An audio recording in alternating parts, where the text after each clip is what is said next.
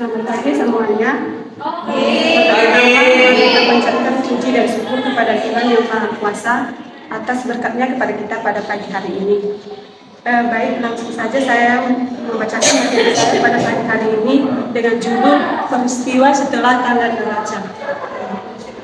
Pengertian kejadian setelah tanggal neraca, yaitu peristiwa setelah tanggal neraca adalah peristiwa baik menguntungkan atau favorable atau tidak menguntungkan unfavorable yang terjadi di antara tanggal neraca dan tanggal penyesuaian laporan keuangan. Selanjutnya ada dua tipe peristiwa setelah tanggal neraca. Yang pertama, peristiwa setelah tanggal neraca yang memerlukan penyesuaian. Yang kedua, peristiwa setelah tanggal neraca yang tidak memerlukan penyesuaian. Peristiwa setelah tanggal neraca yang memerlukan penyesuaian, yaitu peristiwa setelah tanggal neraca adalah peristiwa perusahaan menyesuaikan jumlah yang diakui dalam laporan keuangan untuk mencerminkan peristiwa setelah tanggal neraca yang memerlukan penyesuaian.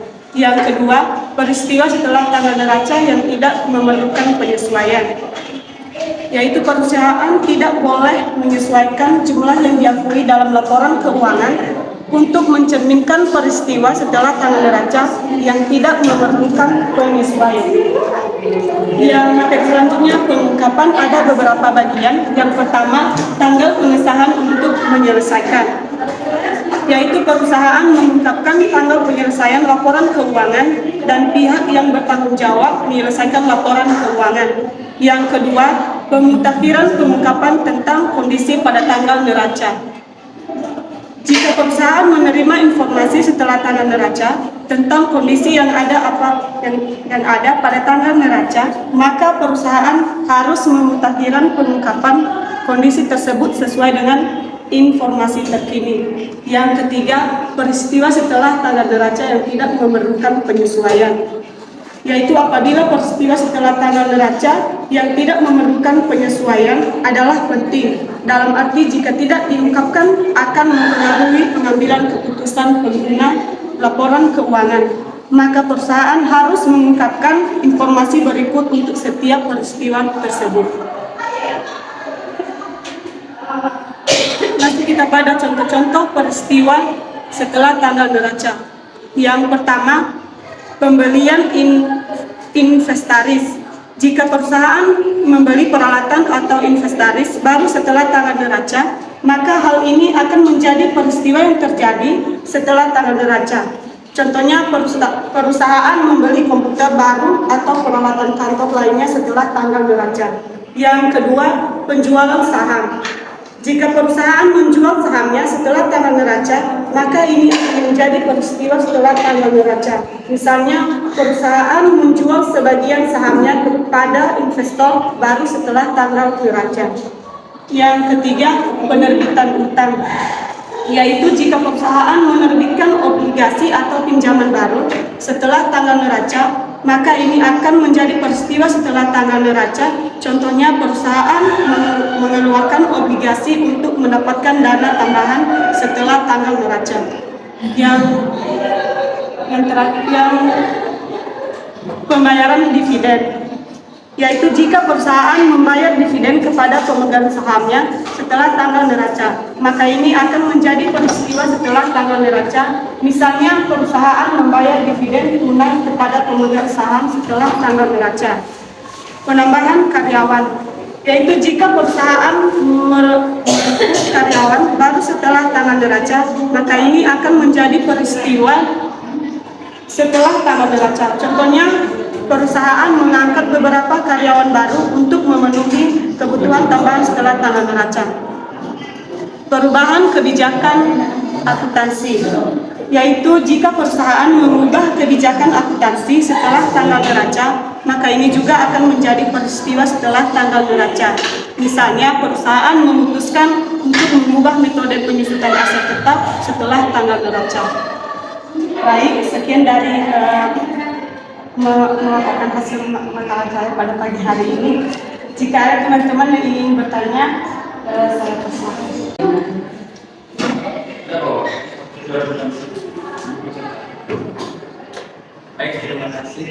laporan video. Saya akan menjelaskan kepada saudara dulu mengenai peristiwa setelah neraca. Yang pertanyaan saya adalah, mengapa peristiwa tanggal neraca laporan posisi keuangan ini harus ada, dan contohnya seperti apa yang dikasih?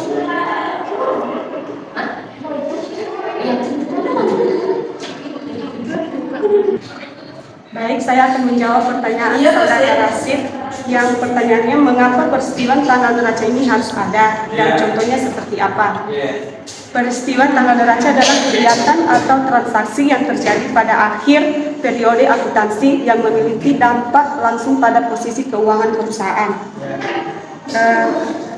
Contoh peristiwa tanggal neraca yaitu satu, pembelian atau penjualan aset tetap. Yang kedua, pinjaman atau pelunasan utang. Yang ketiga, pendanaan modal. Bagaimana, Rasid? Saya sudah bisa memahami.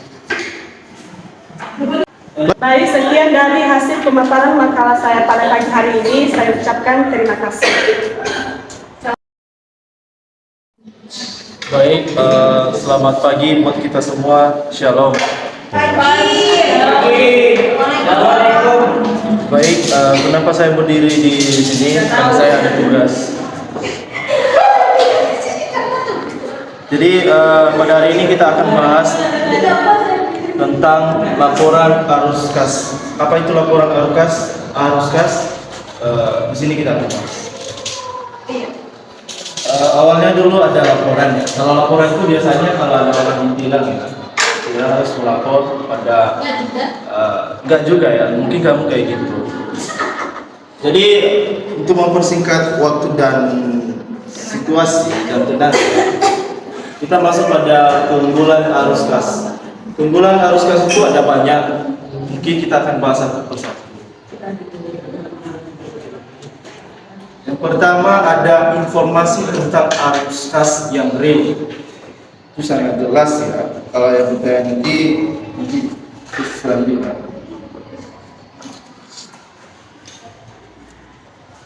Bentar ya. Informasi tentang arus kas yang real. Apa itu informasi arus kas yang real? Yaitu laporan arus kas memberikan informasi tentang arus kas real perusahaan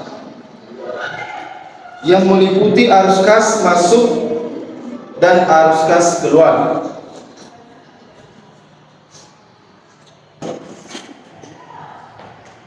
Baik, pada keunggulan laporan arus kas ada informasi tentang arus kas yang real. Informasi arus kas yang real adalah arus kas atau laporan yang memberikan informasi tentang arus kas yang real perusahaan yang meliputi arus kas masuk dan arus kas keluar. Poin yang kedua adalah evaluasi likuiditas. Mohon tenang. Yaitu laporan arus kas membantu dalam mengevaluasi likuiditas perusahaan dengan menyediakan informasi tentang arus kas masuk dan arus kas keluar kas dari berbagai aktivitas seperti operasional, investasi, dan pendanaan. Sedangkan untuk poin selanjutnya adalah analisis kinerja. Analisis kinerja merupakan laporan arus kas memungkinkan analisis kinerja yang lebih komprehensif daripada hanya menggunakan laporan laba rugi. Selanjutnya ada prediksi kemampuan pembayaran hutang. Laporan arus kas memberikan informasi yang sangat berharga dalam menilai kemampuan perusahaan untuk memenuhi kewajiban finansialnya dan membayar hutang. Selanjutnya adalah pemantauan arus kas investasi. Laporan arus kas juga membantu pemangku kepentingan dalam memantau arus kas yang dihasilkan dari keputusan investasi perusahaan. Untuk poin selanjutnya adalah alat pengambilan keputusan. Laporan arus kas memberikan alat yang berguna dalam pengambilan keputusan bagi manajemen perusahaan, investor, dan pihak terkait lainnya. Ya, begitulah keunggulan dari laporan arus kas. Sekarang kita lihat di sana ada tujuan utama arus kas. Apa itu tujuan utama arus kas? Yaitu tujuan utama dari laporan arus kas adalah untuk menyediakan informasi yang relevan mengenai penerimaan dan pengeluaran kas. Pengeluaran kas itu yang dimiliki oleh perusahaan dalam suatu periode tertentu. Oke?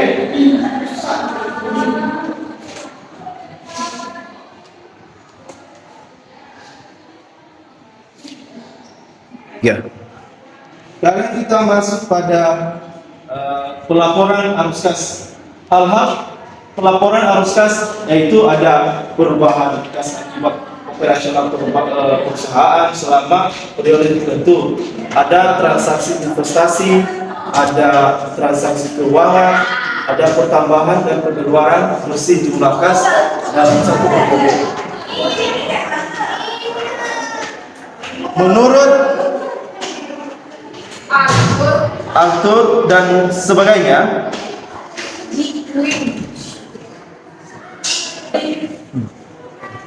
bahwasanya setiap usulan pengeluaran modal atau kapital di ekspenditur selalu mengandung dua macam arus kas. Yang pertama, arus kas keluar atau neto, yaitu arus kas diperlukan untuk investasi baru. Untuk poin kedua ada arus kas neto, yaitu sebagai hasil dari investasi baru tersebut yang sering disebut dengan net cash proses. Ya, sampai di situ pemaparan atau pembahasan dari materi saya. Jika ada dari teman yang mau bertanya, dipersilakan. Dua pertanyaan ya. Oke. Satu dua. Silakan Andre.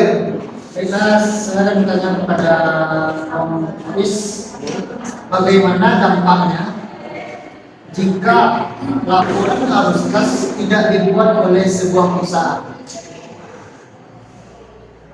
Terima kasih.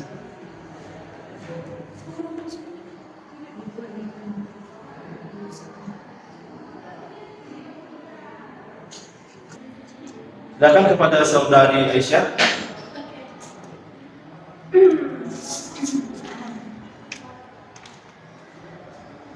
Apakah ada kelemahan atau keterbatasan dalam penyusunan laporan arus kas? Jelaskan.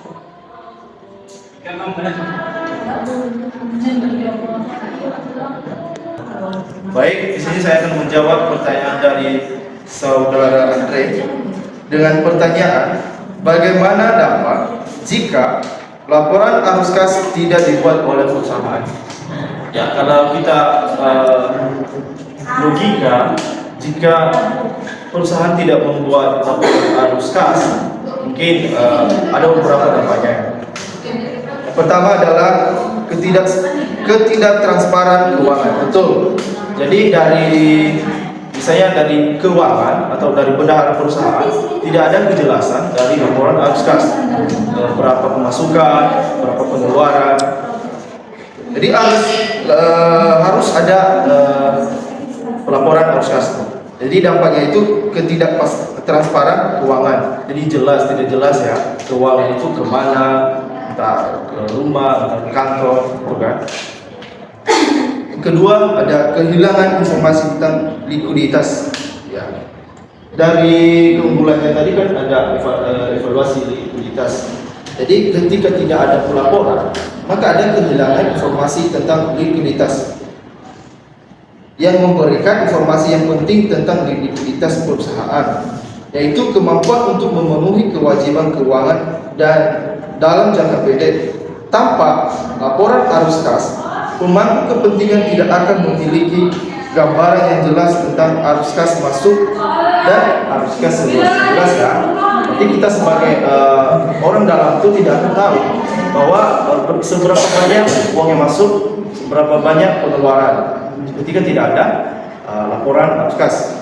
Untuk poin selanjutnya adalah kesulitan untuk mengidentifikasi masalah keuangan.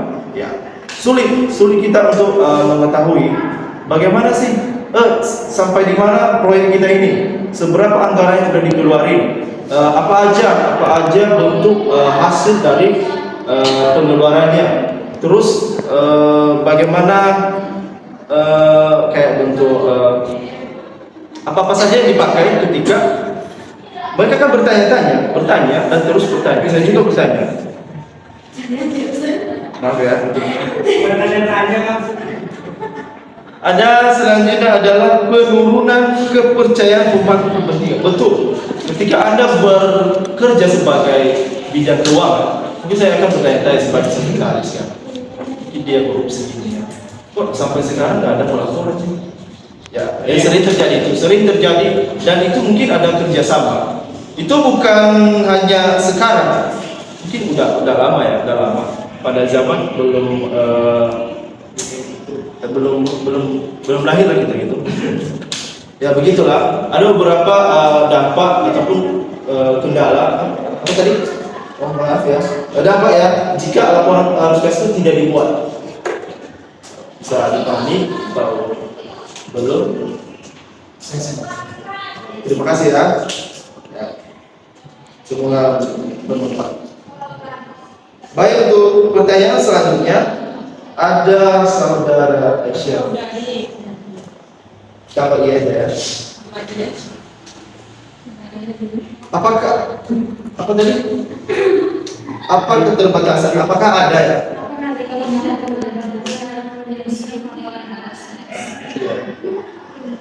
Pasti ada. Laporan arus kas merupakan alat yang sangat berharga dalam menganalisis kinerja keuangan perusahaan. Terdapat beberapa keterbatasan yang perlu diperhatikan dalam penyusunannya. Ada basis kas, ada penilaian aset dan kewajiban non kas, ada interpretasi arus kas operasional, tergantung pada estimasi dan asumsi, dan selanjutnya dia tidak memberikan informasi waktu yang sama dengan laporan laba rugi yang terancam. Oke, saya bahas tentang yang pertama tadi, ada basis kas. Apa itu basis kas? Laporan arus kas berdasarkan pada konsep kas, yaitu arus kas masuk dan arus kas keluar. Hal ini dapat menyebabkan informasi tentang transaksi yang dilakukan secara non kas seperti transaksi kredit tidak terjamin dalam laporan arus kas. Akibatnya, laporan arus kas tidak memberikan gambaran gambaran lengkap tentang aktivitas keuangan perusahaan. Oke, untuk poin selanjutnya adalah penilaian aset dan kewajiban no kas. Laporan arus kas tidak memberikan informasi tentang perubahan dalam menilai aset non kas atau kewajiban non kas perusahaan seperti persediaan, piutang usaha, piutang usaha bukan piutang usaha ya. Piutang usaha, ada utang usaha juga.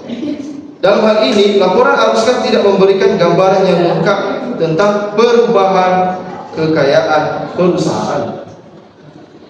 Untuk poin selanjutnya adalah interpretasi arus kas operasional.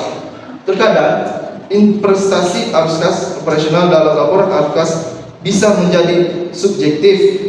Beberapa aktivitas dianggap sebagai aktivitas operasional atau tidak, atau aktivitas investasi, tergantung pada interpretasi perusahaan. Ini dapat menyebabkan variasi dalam prestasi dan analisis arus kas operasional antara perusahaan yang berbeda. Mungkin masih banyak ya tentang keterbatasan dari penyusunan arus kas Untuk di sini saya membahas cuma 4 saja. Bagaimana dengan saudari Aisyah? Dapat mengerti? Baik, mungkin tidak ada lagi. Sebelumnya saya ucapkan terima kasih untuk setiap penanya yang menerima jawaban dari saya. Baik, mungkin karena nggak ada yang perlu dibahas lagi,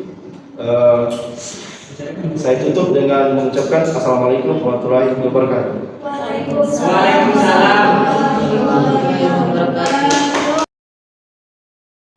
Baik, Assalamualaikum warahmatullahi wabarakatuh. Waalaikumsalam. Yang terhormat Ibu Sarwi Devandeza selaku dosen pengampu mata kuliah teori akuntansi pada pagi hari ini, dan yang dan terima kasih untuk teman-teman yang telah hadir pada pagi hari ini. Baik, saya Aisyah Ramadan Hikmah akan mempresentasikan media pembelajaran kali ini yang berjudul Arus Kas dari Aktivitas Investasi. Nah, kita ketahui dulu, ada yang sudah tahu apa itu arus kas dari aktivitas investasi? Belum ya? Oke. Arus kas dari aktivitas investasi itu atau investing activity adalah uang tunai atau kas yang digunakan untuk pembelian aset tidak lancar atau aset jangka panjang yang akan memberi nilai tambah maupun laba di masa depan.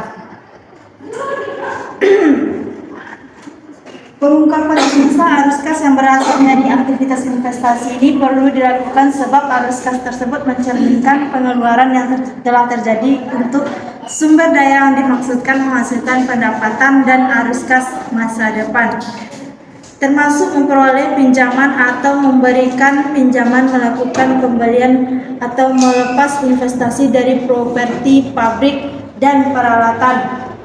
Nah, berikut ini adalah beberapa contoh arus kas yang berasal dari aktivitas investasi. Yang pertama yaitu pembelian aset tetap. Perusahaan bisa mendapatkan pendapatan rutin seperti dividen dengan membeli aset tetap ini sebagai perusahaan yang potensial. Untuk membelinya itu biasanya dibutuhkan modal yang besar. Berikut. Assalamualaikum warahmatullahi wabarakatuh. Waalaikumsalam warahmatullahi wabarakatuh. Yang terhormat kepada Ibu Sarli selaku dosen pembimbing teori akuntansi dan teman-teman yang saya hormati. Baiklah, saya akan memulai penjelasan tentang arus kas dari aktivitas pendanaan. Yang pertama, pengertian arus kas pendanaan. Arus kas pendanaan adalah arus kas atau cash flow yang didapatkan dari aktivitas pendanaan atau financing activities. Arus kas pendanaan bisa diartikan pula sebagai laporan keuangan yang menunjukkan cash flow keluar dan masuk pada sebuah perusahaan yang berhubungan dengan kegiatan pembiayaan atau pendanaan di periode tertentu. Yang kedua, beberapa contoh aktivitas pendanaan yang termasuk pada arus kas ini adalah penerbitan obligasi, pinjaman bank, penerbitan saham via initial public offering atau IPO, penerbitan saham baru atau HEMET, dan lain sebagainya. Arus kas kegiatan pendanaan bisa juga disebut sebagai cash flow from financing activity. Contoh cash flow yang didapat dari kegiatan pendanaan: 1. Penerimaan kas emisi saham maupun instrumen modal lain. Yang kedua, pembayaran kas pada para pemilik saham agar mampu menebus atau menarik saham perusahaan. Yang ketiga, penerimaan kas emisi obligasi, wesel, pinjaman, hipotek maupun jenis pinjaman lain. Yang keempat, pelunasan pinjaman. Yang kelima, pembayaran kas dari penyewa atau lese guna menurunkan saldo kewajiban yang berhubungan dengan finance lease atau sewa pembiayaan. Yang keempat, jenis